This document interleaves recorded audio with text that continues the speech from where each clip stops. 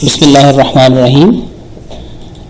मैं आज आपको दोबारा से डाटा साइंस के नेक्स्ट टॉपिक जो है वो है ग्राफ एंड नेटवर्क प्रोसेसिंग के अंदर आप सबको खुशामदीद कहता हूं और उम्मीद करता हूं आप सब लोग खैरियत से होंगे। आज का टॉपिक स्टार्ट करने से पहले अपनी दुआ जो है पढ़ लें ताकि अल्लाह हमारी मदद करें।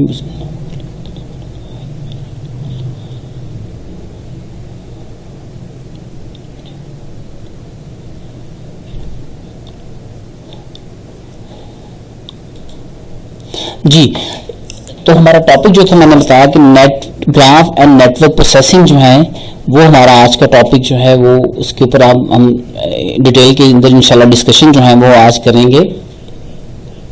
अगर आप डाटा साइंटिस्ट के तौर पे काम कर रहे हैं तो आपको फंडामेंटली आपको नेटवर्क डाटा के अंदर काफ़ी ज़्यादा चीज़ें जो हैं वो आपको इनकाउंटर जो है वो करनी पड़ेंगी। ठीक है, तो नेटवर्क जो है वो क्या है, अगर हम उसे सिंप्लीफाइड वर्ड में अगर उसे डिफाइन करें तो वो है inter related object with relationship between them. ठीक है, जैसा कि उसकी कुछ एग्जांपल हैं। सोशल नेटवर्क जो है, let's say we talking about social network, social network deal with the people in real and the friendship relation between them. Alright, and other example of the network relationship can be web data deals with pages and the linking information between them, also all known as objects and also known as a network and graph. Before we start, ये ज़रूरी है कि आपको terminology जो है network और graph के बारे में इसकी टर्मिनोलॉजी जो है उसे फेमिलियर करवाया जाए। ये जो बोथ टर्म हैं नेटवर्क और ग्राफ जो हैं primarily which are used to refer to the types of inter related object that we will consider. ठीक है, अगर हम जनरल टर्म के अंदर बात करें तो हमारी नेटवर्क और ग्राफ जो है इसमें थोड़ा सा हम आपस में डिफ्रेंशिएट जो है वो करते हैं। अगर हम बात करें इन जनरल नेटवर्क की तो नेटवर्क जो है refer to the inter relation between actual entities in the real world, right. जबकि ग्राफ की जब हम बात कर रहे होते हैं तो that refer to the mathematical model of representing any vertices and edges. ठीक है, which we will often be used to represent any network. अगर ये जो आपका नेटवर्क और ग्राफ का जो रिलेशनशिप है, ये रिलेशनशिप जो है वो हम रिलेशनल डाटा के अंदर हम पढ़ चुके हैं और उसे हम इस तरह से डिफाइन कर सकते हैं सिंप्लीफाइड वर्ड में कि अगर रिलेशनल डाटा के अंदर कोई रिलेशनशिप है तो it can be defined between the actual entities that the data refer to and the instantiation of these entities in the table. ठीक है, या representation of those entities in the table. तो ये इन दोनों का आपस में जो है वो रिलेशन है। दोनों चीजें जो हैं ये आपकी इस लेक्चर के अंदर जो है कवर की जाएंगी। नेटवर्क जो है वो मैंने बताया कि रिलेशन है ग्राफ के साथ, ग्राफ का रिलेशन है नेटवर्क के साथ। तो ये दोनों टर्म जो हैं, ये टर्मिनोलॉजी जो है मोर एंड लेस जो है ये एक ही कॉन्सेप्ट को डिफाइन जो है वो कर रही होती है। ग्राफ को हम दूसरे वर्ड में कह सकते हैं कि मैथमेटिकल मॉडल है किसका, नेटवर्क को रिप्रेजेंट करने के लिए। हम अगर ग्राफ के ऊपर उसकी फर्दर डिटेल के अंदर जाएं, सबसे पहले हम ग्राफ मॉडल जो है वो उसकी अगर हम बात कर लें, ग्राफ्स जो हैं अगर हम इसे मैथमेटिकल टर्म के अंदर बात की जाए तो graphs are defined as can be used as a mathematical object और कलेक्शन ऑफ वर्टिसेस, जिसे हम नोड्स भी कहते हैं, और हम एजेस जो हैं वो भी ऑब्जेक्ट के अंदर यूज कर सकते हैं। तो उसे हम मैथमेटिकली जो है इस तरह से डिफाइन किया जा सकता है कि ग्राफ इज अ टुपल जी। ये ग्राफ है, टुपल जी है हमारे पास, जी इसको हम डिफाइन कर रहे हैं, G is equal to V and E. ठीक है, अब वी जो है वो क्या है, वर्टिसेस जिसे हम नोड का नाम दे रहे हैं, और ई क्या है, एजेस हैं। इसके अंदर हम एजेस जो हैं वो डिफाइन कर रहे हैं। अगर हम इस यहाँ पे एक सिंप्लीफाइड ग्राफ जो है वो दिया गया, अगर हम उसके अंदर उसकी बात कर लें तो उसके अंदर डिफरेंट वर्टिसेस हैं, A B C D E F. Right. और कुछ जो है वो एजेस हैं हमारे पास, इसके अंदर 6 हैं हमारे पास नोड हैं जिसे हम वर्टिसेस का नाम दे रहे हैं A2 through F। और जो एजेस हैं वो क्या है, क्रॉसपॉन्डिंग लाइंस हैं इनकी बिटवीन द नोड्स इन इस फिगर के दरमियान। जैसे कि A to B क्या है, हमारे पास एजेस हैं, B to C है, C to D है, D to E, ये सारे के सारे आपके क्या हैं, एजेस के तौर पे यूज किए जाते हैं। अगला हमारा कॉन्सेप्ट जो है वो ग्राफ का है, वो है डायरेक्टेड वर्सेस अनडायरेक्टेड ग्राफ। जैसे कि मैंने आपको पहले बता चुका हूँ, graph is a collection of nodes and edges, जिसे हम G इक्वल टू V के नाम से डिफाइन किया है। ग्राफ जो है वो डायरेक्टेड भी हो सकते हैं, ठीक है, और ग्राफ जो है वो इनडायरेक्टेड ग्राफ जो है वो भी हो सकती है। ये हमारे पास यहाँ पे राइट साइड के ऊपर ये डायरेक्टेड ग्राफ है और लेफ्ट साइड के ऊपर अनडायरेक्टेड ग्राफ है हमारे पास। अगर हम डायरेक्टेड ग्राफ की बात करें, तो वो आपके वेब ग्राफ, वेब लिंक्स जो हैं वो होंगे, where node represent pages and edges represent links. तो ये आपके डायरेक्टेड ग्राफ हैं। And edge from page A to page B represent the fact that page A contain a link to a page B। तो ये आपके सारे के सारे उसकी एक लिंक जो है वो दूसरे के साथ रेफर कर रहा है, B जो है C को रेफर कर रहा है पेज के ऊपर, D जो है वो उसको रेफर कर रहा है अगले पेज को, डायरेक्शन जो है वो बता रहे होते हैं। इसी तरह से A जो है वो लिंक B को, पेज को बगैर जो है दोबारा से वो रेफर जो है वो कर सकता है।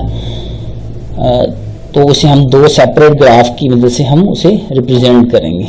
जबकि अनडायरेक्टेड ग्राफ जो है हमारा, उसकी एग्जांपल है एक पेपर जो है हमारे पास लिखा हुआ है, एक बुक जो है हमारे पास लिखी है, उसके अंदर जो को ऑथरशिप जो है वो हमारे पास क्या है, अनडायरेक्टेड की एग्जांपल है। जैसा कि अगर हम साइंटिफिक पेपर्स के अंदर नोट्स और ग्राफ को रिप्रेजेंट करना चाहें तो उसके अंदर edges can be represent the two authors have written a same paper together. ये इनहेरेंटली अगर हम देखा जाए तो नॉन डायरेक्ट रिलेशनशिप है।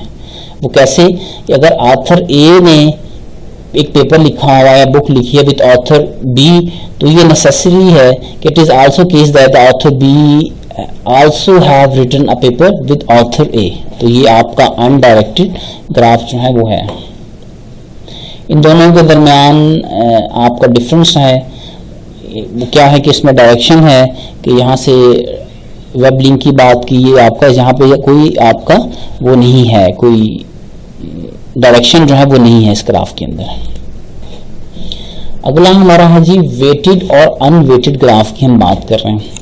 अब वेटेड ग्राफ ऐसे ग्राफ हैं जिनके साथ आप कोई वेट जो है वो एसोसिएट जो है कर देते हैं between the nodes and between the vertices. जहाँ पे हमने A से B तक का एक वेट जो है वो साइन कर दिया, B से C तक का एक वेट जो है वो साइन कर दिया, इसी तरह से A और C का वेट जो है वो हमने साइन कर दिया। जबकि अनवेटेड ग्राफ के अंदर आपका कोई वेट जो है वो वहाँ पे असाइन जो है वो नहीं होगा, ठीक है। ये इसी तरह से है जैसे अगर हम वेटेड की बात करें तो यहाँ के अंदर क्या है, ट्रैवल डिस्टेंस बिटवीन सिटीज, ठीक है। ये बता रहा है A to A एक ही हमारी है डेस्टिनेशन है, लेट्स से हम C पे जाना चाह रहे हैं तो हमारे पास दो रूट जो है वो अवेलेबल हैं, या हम कहेंगे A से D की तरफ जाना चाह रहे हैं तो हमारे पास मल्टीपल रूट जो है वो अवेलेबल हैं। A से C तक का रास्ता शॉर्टेस्ट है, लेट्स से कि 1 किलोमीटर हमें तय करना पड़ा, और अगर हम D के थ्रू जाना चाहें तो हमारे पास 4 ये होगा और 1 जो है इसको ऐड करके प्लस 3 ऐड करके तो हमारा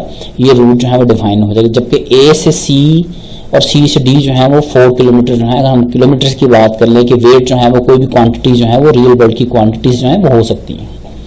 तो वेट जो है वो क्या है, ये travel distance between different cities. और इसी तरह से आपका जो अनवेटेड है वो क्या है जी, फ्रेंड्स हैं सोशल मीडिया के ऊपर। जैसे कि आप सिंपल सोशल नेटवर्क ग्राफ की बात करें तो nodes indicate people and edges indicate the friendship. तो अगर हम इनको अगर रिप्रेजेंट करना चाहें तो हम उसे अनवेटेड ग्राफ की मदद से रिप्रेजेंट कर सकते हैं, इसे वेट साइन करने की ज़रूरत नहीं है, ठीक है। Because friendship is simply a presence absence of relationship, not a wait quantity. तो इसलिए हम यहाँ पे इसके कोई वेट जो है उसके साथ एसोसिएट नहीं करेंगे हम। तो ये अगला हमारा था। उससे आगे हम कुछ फर्दर जो है ग्राफ की एग्जांपल जो है वो वहाँ पे देखेंगे। तो ये पहला ग्राफ जो है हम यूजुअली इस कोर्स के अंदर स्मॉल ग्राफ जो है वो देखेंगे। इतने बड़े ग्राफ जो हैं ये आपके प्रोफेशनली तौर पे यूज़ किया जाता है, मगर कोर्स के पर्सपेक्टिव से हम सिर्फ एक इनिशियली स्मॉल लेवल के ऊपर ग्राफ जो है उसके एल्गोरिदम के ऊपर एम्फसाइज करेंगे। बट ये वर्दी है, इम्पोर्टेंट है कि आपको कुछ रियल वर्ल्ड के ग्राफ जो हैं जो आपकी ग्राफ की थ्योरी को डिफाइन कर रहे हैं उसका हम जो है उसे एक्सप्लेन करें। यहाँ पे आपको सब डिस्कशन जो है वो की जाए।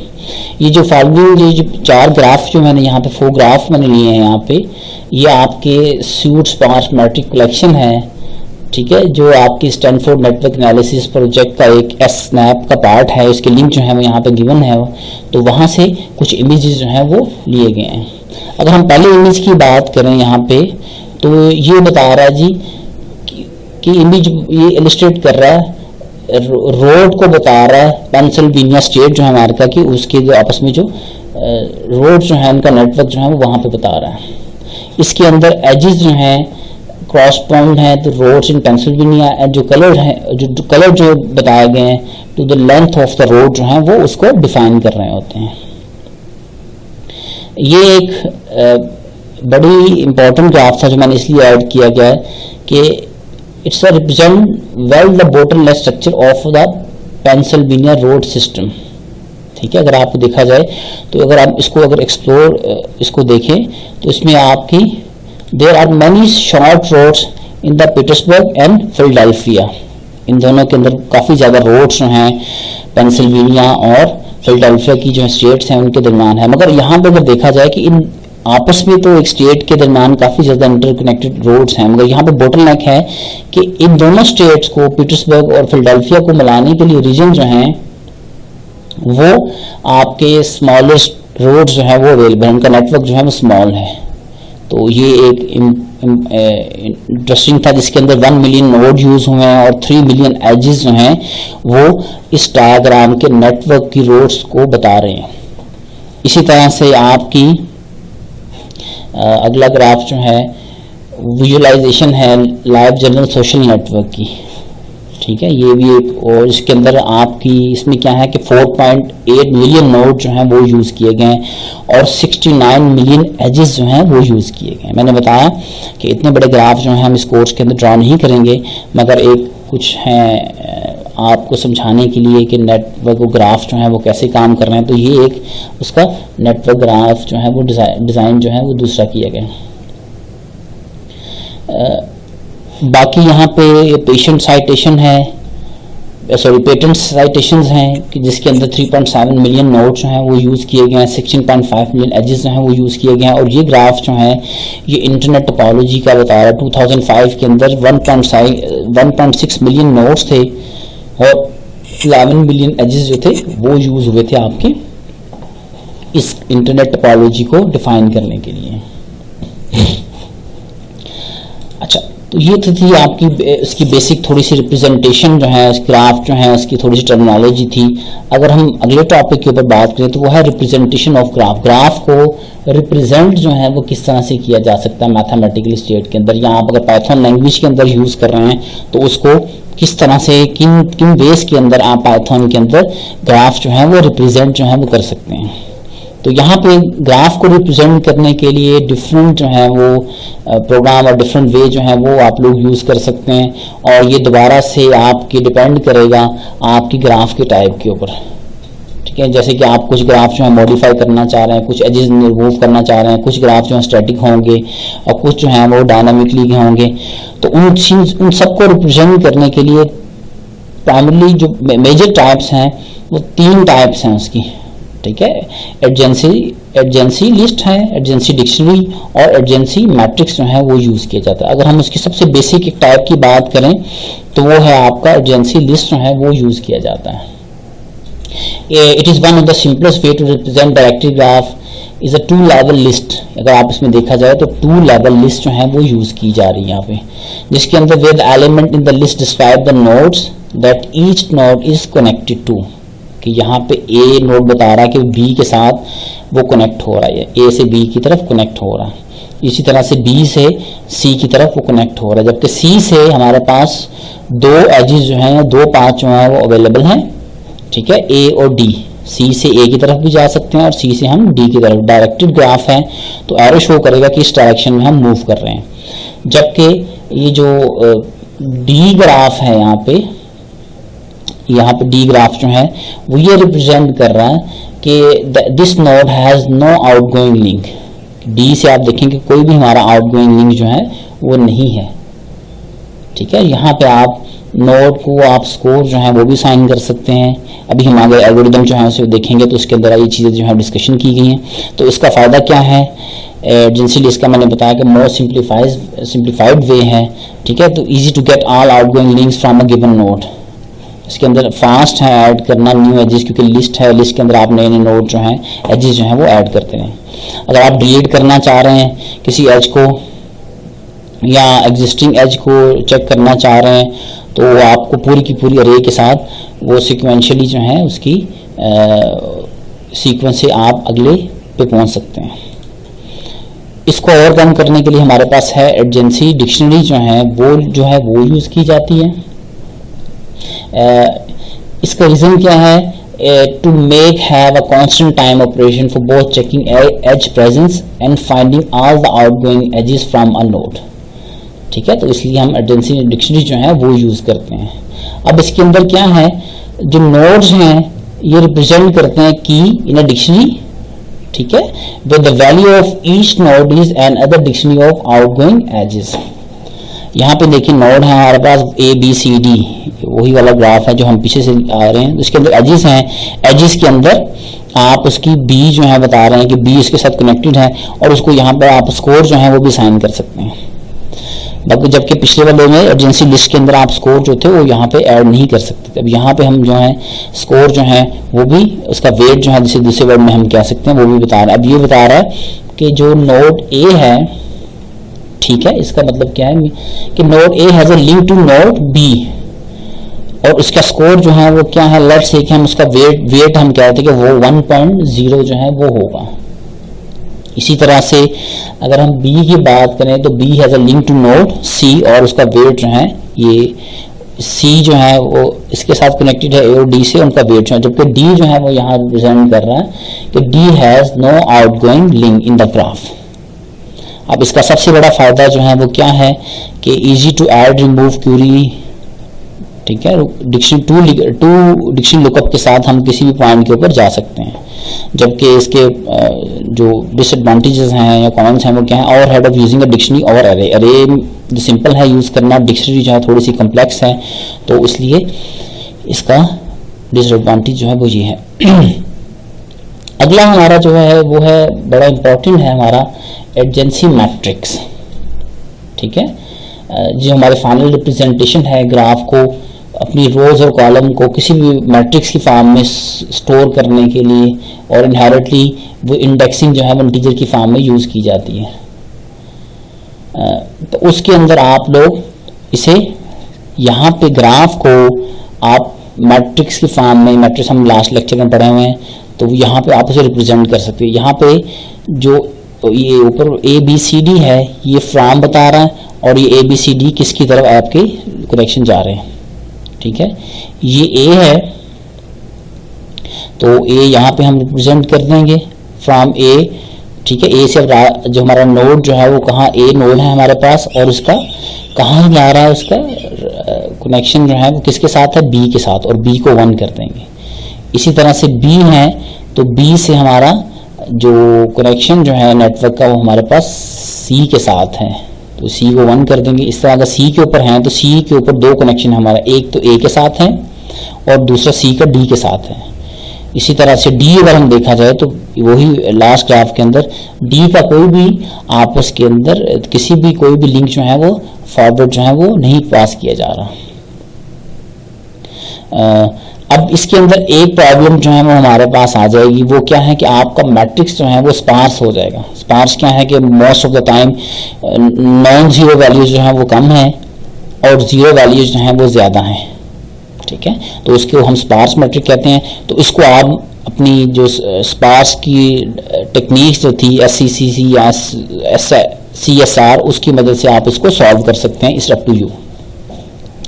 अब और इसके नुकसानात और प्रोस एंड कॉन्स जो है अगर हम देखें तो आपके लिए मैट्रिक्स, सबसे पहले मैट्रिक्स का फॉर्मेट जो है वो यूज़ किया जाता है, इसके अंदर आपकी प्रोसेसिंग जो है वो फास्टर है, ठीक है। इसका नुकसान दूसरा क्या है कि आपकी स्पार्स मैट्रिक्स जो है वो यूज़ हो जाता है और आपको अपना कोऑर्डिनेट फॉर्मेट या SCR या SCC फॉर्मेट की वजह से आप उसको ख़त्म जो है वो कर सकते हैं। अगला जी हमारा इम्पोर्टेंट टॉपिक है जी ग्राफ एल्गोरिदम की बात करेंगे। ग्राफ एल्गोरिदम जो है वो काफ़ी ज़्यादा हैं, मगर हम जो मोस्ट कॉमनली और जो मोस्ट वाइडली जो है वो ग्राफ जो है वो यूज़ किए जाते हैं, उनकी हम डिस्कशन जो है वो इस लेक्चर के अंदर सिर्फ करेंगे। तो वो कौन कौन से हैं जी हमारे पास? अगर हम बात करेंगे ग्राफ एल्गोरिदम की तो पूरे का पूरा इंटायर कोर्स जो है वो आपने डाटा स्ट्रक्चर एल्गोरिदम्स के अंदर पढ़ा होगा ग्राफ का। तो मगर हम कुछ एल्गोरिदम जो है जो हमारे डाटा साइंस के अंदर मोस्टली जो है, जो मोस्ट वाइडली जो है यूजेबल हैं, उनकी हम डिस्कशन करेंगे। तो वो कौन से हैं जी हमारे पास? एक है डिक्स्ट्रा एल्गोरिदम जो है वो यूज़ करेंगे। उसके अंदर क्या है, उसकी थ्योरी ये है कि finding the shortest path in the graph. आगे चल के इसकी एक्सप्लेनेशन जो है वो आ रही है कि किसी एक ग्राफ के शॉर्टेस्ट पाथ फाइंड आउट करना, तो उसके लिए ये वाला एल्गोरिदम जो है वो यूज़ किया जाता है। अगर हम ग्राफ के अंदर इंपॉर्टेंट नोड जो है वो यूज़ किए जाते हैं तो करना चाह रहे हैं, तो उसके लिए पेज रैंक जो है वो यूज़ करते हैं। ये हम दो एल्गोरिदम जो है डिक्स्ट्रा एल्गोरिदम और पेज रैंक एल्गोरिदम जो है भी हम इसे एक्सप्लेन करेंगे। जबकि तीसरा एल्गोरिदम वो है गिवन न्यूमैन एल्गोरिदम जो है वो क्या करता है जी, कम्युनिटीज जो है ग्राफ के अंदर फाइंड आउट जो है वो कर देता है, या उनकी दूसरे वर्ड में क्लस्टरिंग जो है वो परफॉर्म कर देता है। तो शॉर्टेस्ट पाथ प्रॉब्लम जो है एक बड़ी वेल नोन प्रॉब्लम है कंप्यूटर साइंस के अंदर, और ये प्रॉब्लम जो है ये आप अगर नेटवर्क के अंदर डील कर रहे हैं या ग्राफ के अंदर डील कर रहे हैं तो प्रॉब्लम जो है आपको डाटा साइंटिस्ट जो है वो फेस करनी पड़ेगी। तो उसका सोल्यूशन जो है वो क्या है, डिक्स्ट्रा एल्गोरिदम जो है वो मैंने बताया कि वो क्या करता है जी, शॉर्टेस्ट पाथ जो है वो फाइंड आउट करता है। किसका? सिर्फ सिंगल, अगर हमारे पास single source shortest path find out करना चाह रहे हैं तो उसके लिए हम डिक्स्ट्रा एल्गोरिदम जो है वो यूज़ करते हैं। जैसे कि मैंने पहले बताया कि इसकी कुछ एक्सप्लेनेशन जो है वो विकिपीडिया से आप लोग देख सकते हैं, ये उसका लिंक जो है वो वहाँ पे गिवन है। तो ये क्या करता है, एक एल्गोरिदम है सिंगल सोर्स का शॉर्टेस्ट पाथ जो है वो फाइंड आउट कर देता है। तो थीम जो है उसका क्या है, डायनामिक बेस्ड है डायनामिक प्रोग्रामिंग एल्गोरिदम के ऊपर, ठीक है। उसमें क्या होता है, at each node maintain an upper bound on distance source, और ये आइट्रेशन जो है वो करता है, एक्सपैंड करता रहता है उस वक्त तक जब तक वो अपना स्मॉलेस्ट पाथ जो है वो फाइंड आउट ना कर ले, कहाँ, अपने नेबर्स का। लेट्स से कि ये एक यहाँ पे कुछ सिंबल जो है वो यूज़ किए गए, यहाँ पे क्यू जो है वो यूज़ किए गए। क्यू क्या है जी, हमारे पास प्रायोरिटी की है। अगर उसका सूडो कोड देखें तो उसके सिंबल में क्यू क्या है हमारे पास सॉरी क्यू जो है हमारे पास वो प्रायोरिटी की है। वो क्या करता है जी, queue maintain the shortest distance from the source to each node in the graph, ठीक है। अगर हम इसको थोड़ा सा एक्सप्लोर कर लें इसकी एक्सप्लेनेशन को यहाँ पे, तो ये वहाँ पे गिवन है pop a node of the Q. एक पॉप जो है यहाँ पे अगर ये जो सूडो कोड लिखा हुआ है ये सारे का सारा ग्राफ जी है हमारे पास, वर्टिसेस और एजेस हैं, सोर्स जो है वो हम फाइंड आउट करना चाह रहे हैं S from any H two any other point.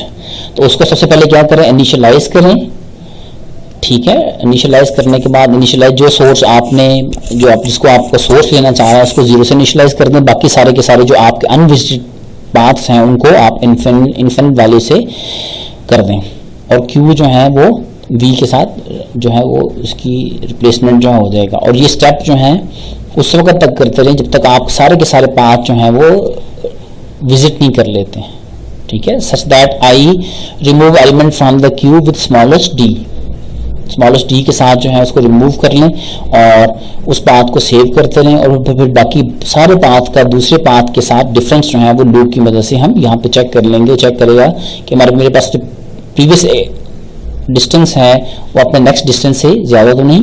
तो अगर हम इसको यहाँ पे सूडो कोड को हम यहाँ पे एक्सप्लेन कर दें तो इसका इन शॉर्ट हम ये कह सकते हैं pop a node of the queue. ठीक है, कैसे? उसका क्राइटेरिया क्या है? According to the shortest distance.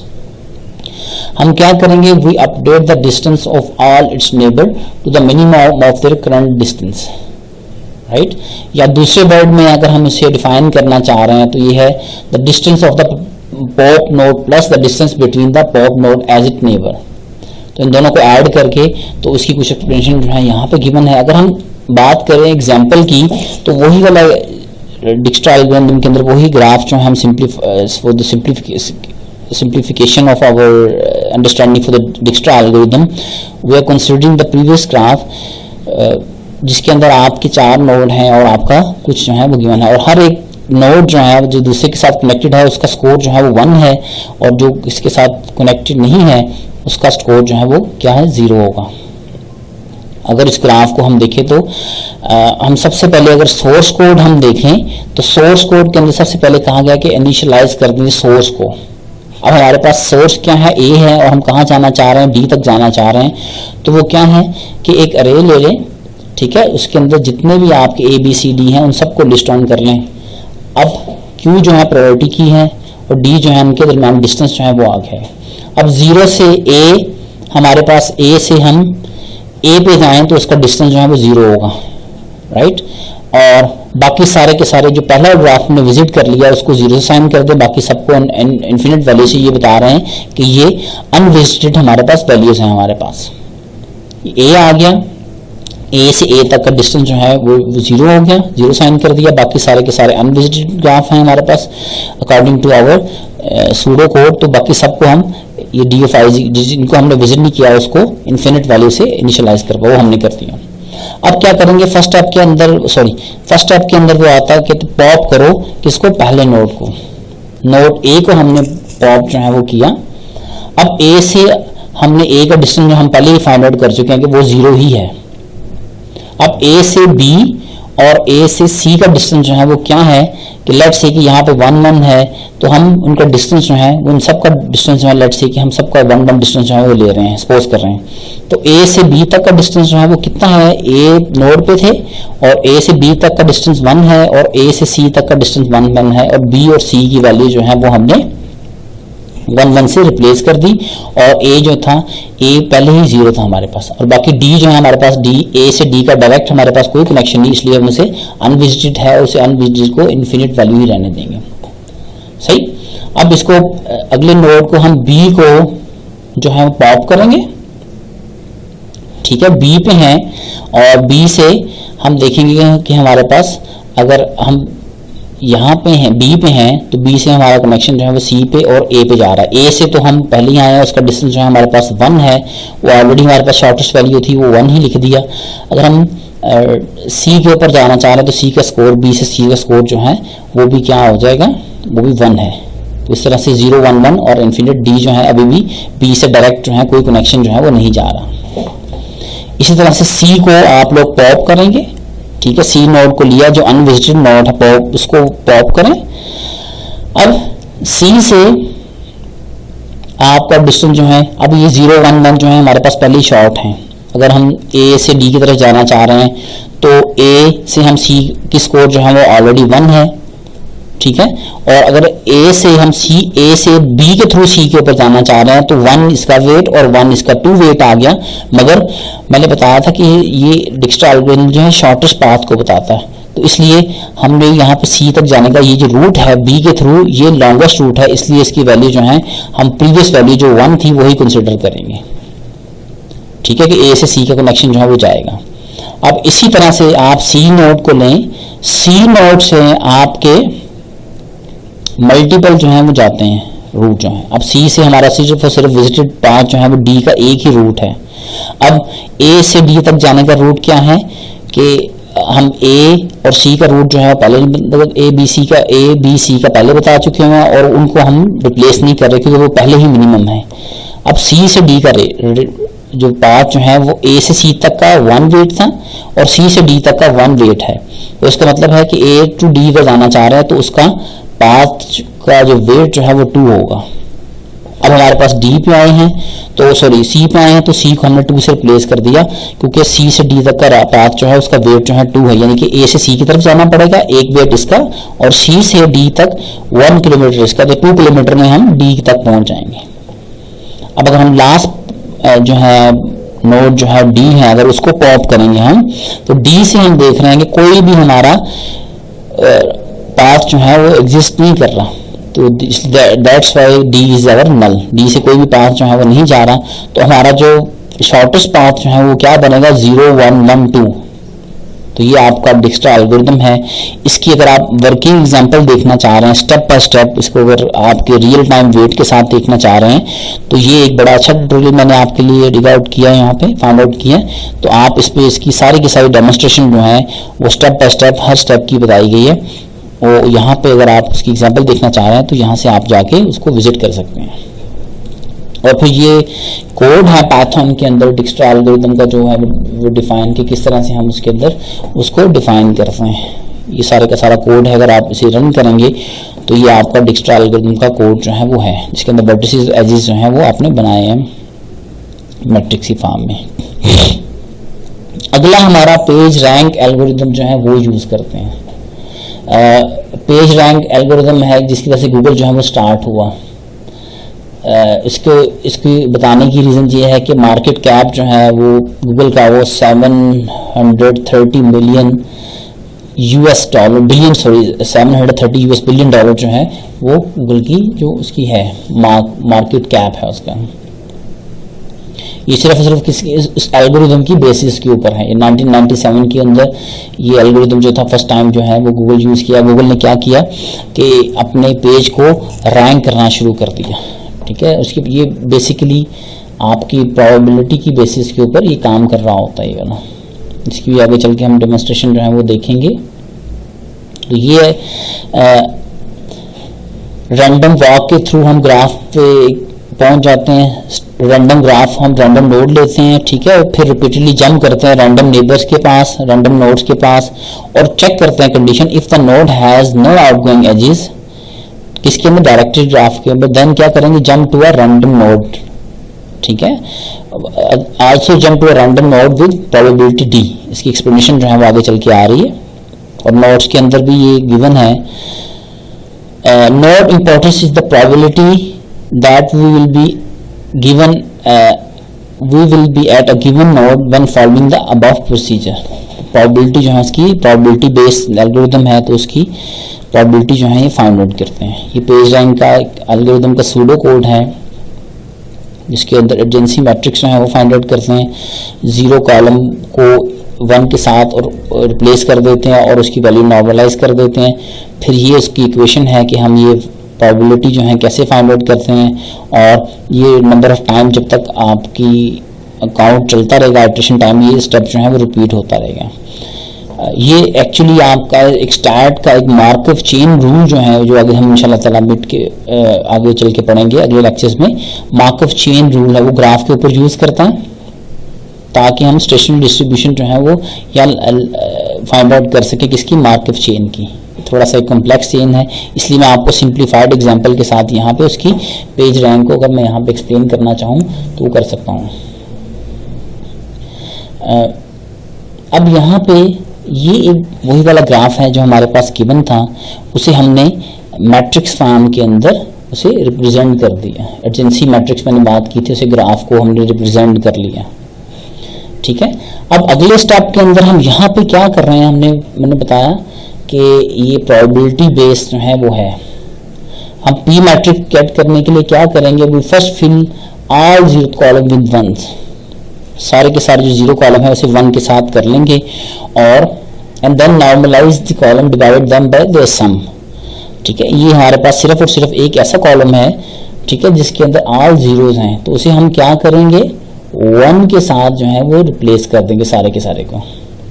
अब इनका सम है, यहाँ पे 1 1 1 1 4 आ गया, तो 1 डिवाइड बाई 4 उसकी प्रोबेबिलिटी जो है 0.25, इसकी भी 0.25, इसकी भी 0.25 और इसकी भी 0.25 जो आ जाएगी। जबकि यहाँ पे इसके अंदर हमारे पास सिर्फ 2 जीरो हैं, ठीक है, तो हमें 2 जीरो ऐड करना पड़ रहे हैं, तो इसका मतलब है कि 1 डिवाइड बाई 2 करेंगे तो इसकी वैल्यू जो है वो 0.5 आ जाएगी और बाकी सबको आप एज इट इज रहने देंगे। इस तरह यहाँ पे 1 है तो उसकी प्रोबेबिलिटी 1 ही रहेगी, और यहाँ पे 1 है उसको नॉर्मलाइज करने के बाद आपका जो मैट्रिक्स जो है वो ये आ जाएगा।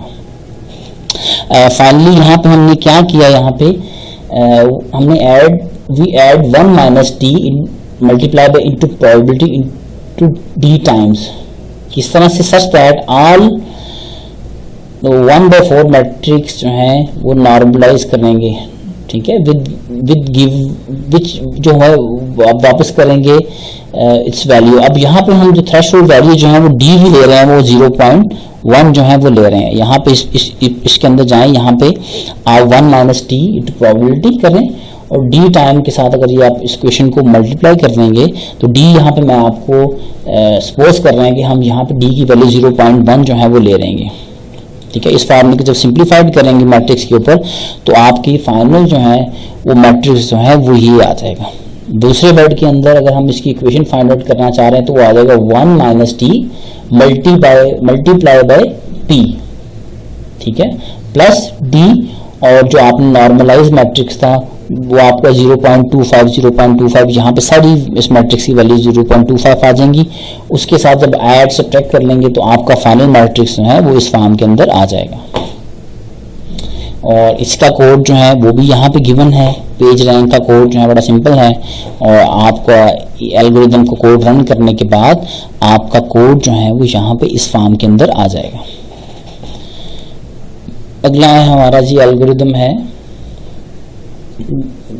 गिवन न्यूमैन एल्गोरिथम, जो हम लास्ट है अपनी ग्राफ के अंदर डिस्कस करेंगे।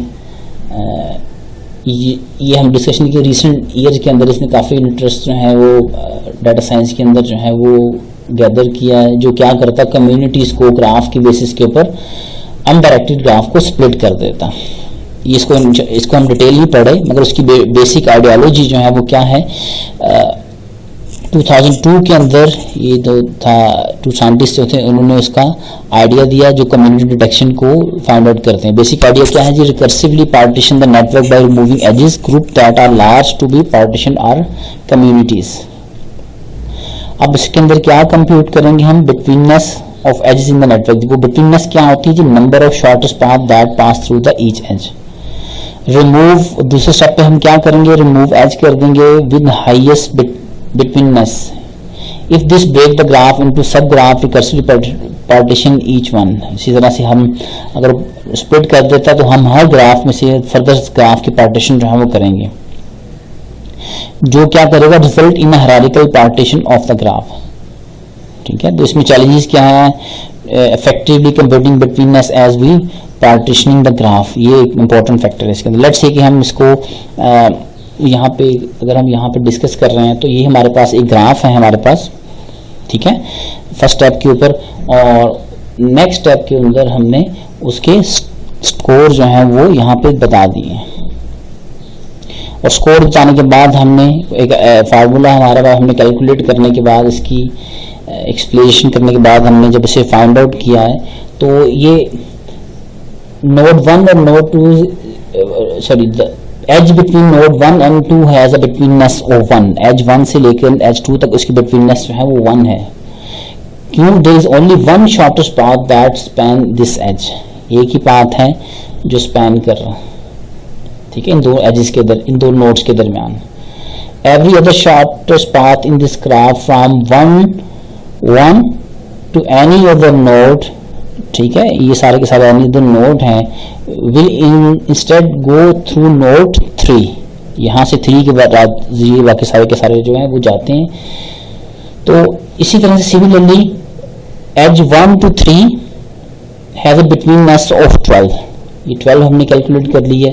देयर आर 12 क्योंकि इसको कनेक्ट कर रहे हैं, 12 अदर पॉइंट जो हैं वो इस एज के साथ कनेक्ट कर रहे हैं इस नेटवर्क के दरमियान, including node 3।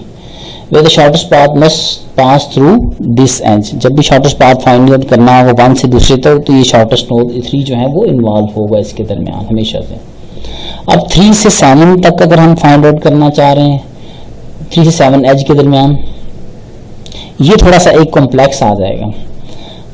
Until you realize that this edge is the only one that connect the two subgraph with nodes 1 to 3, 1 to 3 and other which are 4, 5, 6, 7, 8, 9, 10 and etc. These edges. These are 3 nodes in one of these subgraphs and 11 in the others. 3 यहाँ पे है, 11 जो है वो यहाँ पे है, ठीक है। So there must be 11 times 3 which is 33, तो इसका स्कोर जो है वो बिटवीननेस जो है 33 हो जाएगी, which is the shortest path that path through this edge. The same goes for the 7 to 8 edge. This divide 2 subgraph or 7 node each, so the edge between so the betweenness is 49. ये थोड़ा सा एक complex है, हम जब इसे करते रहेंगे तो ये इस तरह से उसने 2 ग्राफ के अंदर इसको बिटवीननेस की बेसिस के ऊपर उसे डिवाइड कर लिया। अब इसके अंदर फर्दर जो है हमने उसकी कम्युनिटी जो है वो फाइंड आउट करनी है। इनके दरमियान और इनके दरमियान अगर हम बिटवीननेस फाइंड आउट करते रहें तो आपका उसको डिवीजन जो है 7 की बेसिस के ऊपर ये डिवीजन जो है हो गई, और 8 की बेसिस पे राइट साइड वाले की जो डिवीजन जो है वो हमारे पास हो गई। तो अगर हम उसे देखा जाए तो ये हायरार्किकल स्ट्रक्चर जो है हमारे पास जो है वो आ जाएगा।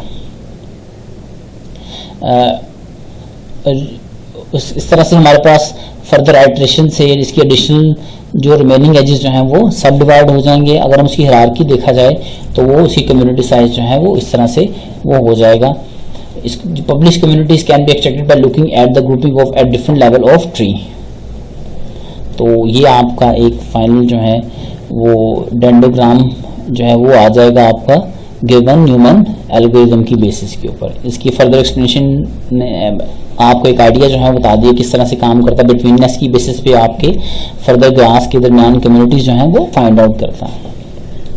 तो ये हमारे 3 एल्गोरिथम जो थे जो मोस्ट वाइडली यूज किए जा रहे हैं डाटा साइंस के अंदर वो थे। अब हम नेटवर्क ग्राफ की लाइब्रेरीज जो हैं वो कौन सी हैं। पाइथन की जो लाइब्रेरी है वो इसका सोर्स कोड जो है वो एक मीडियम साइज ग्राफिंग के लिए यूज़ की जाती हैं।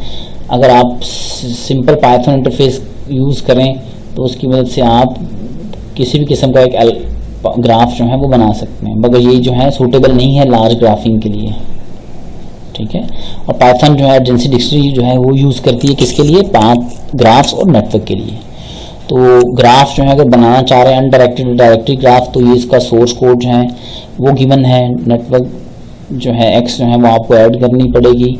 अनडायरेक्टेड ग्राफ का फंक्शन जो है वो करना पड़ेगा। फिर रिमूव नोड और एजेस करना चाह रहे हैं तो उसके कुछ फंक्शन है एज रिमूव करने के और ऐड करने के। इस तरह से एडजेंसी डिक्शनरी जो है वो बनाना चाह रहे हैं तो उसका फॉर्मेट जो है वो है। आइट्रेट करना चाह रहे हैं एजेस के दरमियान तो वो लूप जो है वो नोड्स और एजेस के दरमियान आइट्रेशन जो है वो कर सकते हैं। अगर किसी आप नोड और एज को ऐड या रिमूव करना चाह रहे हैं तो वो आप इसकी मदद से कर सकते हैं। और ये है जी एक नोड जो है हमने रिप्रेजेंट किया है मैटप्लॉट लाइब्रेरी जो पाइथन की लाइब्रेरी है उसकी मदद से हमने इसे ड्रॉ किया है। एक सिंपल सा एक ग्राफ जो है नेटवर्क ग्राफ जो है वो हमने ड्रा किया है, सही। और ये मीडियम स्केल की रिप्रेजेंटेशन जो है वो करता है। अगर आप दूसरी लाइब्रेरीज जो हैं वो भी एक्सप्लोर कर सकते हैं। तो अगर हम देखा जाए तो अभी तक हमने पिछले लेक्चर में मैट्रिक्स प्रैक्टिस और लीनियर अलजेब्रा जो था वो पढ़ा, और आज के लेक्चर के अंदर हमने नेटवर्क ग्राफ्स जो थे वो पढ़े। ग्राफ क्या होते हैं, ग्राफ की बेसिक सिंबल, फिर डायरेक्टेड अनडायरेक्टेड ग्राफ की तरफ देखा, वेटेड अनवेटेड ग्राफ की तरफ देखा, फिर कुछ रियल वर्ल्ड की जो ग्राफ्स है वो देखे हमने। और फिर हमने फर्दर देखा ग्राफ की रिप्रेजेंटेशन जो है वो कैसे की जा सकती है, जिसके लिए आपने एडजेंसी डिक्शनरी, एडजेंसी मैट्रिक्स और एडजेंसी लिस्ट जो थी वो आपने यूज़ की। इस तरह से ग्राफ के एल्गोरिदम थे, डिक्स्ट्रा एल्गोरिदम था, पेज रैंक और गिवन न्यूमन एल्गोरिदम जो था वो देखा। और एट द फाइनल हमने वो लाइब्रेरीज जो थी जो रन करने के लिए नेटवर्क और ग्राफ को चाहिए होती वो हमने देखा। तो आज के लेक्चर में इंशाल्लाह यहीं पे ख़त्म करते हैं और नेक्स्ट लेक्चर में हम नेक्स्ट टॉपिक के साथ इंशाल्लाह आपको नई चीज़ें जो हैं वो प्रेजेंट करेंगे। Thank you very much and have a good time. अस्सलाम वालेकुम।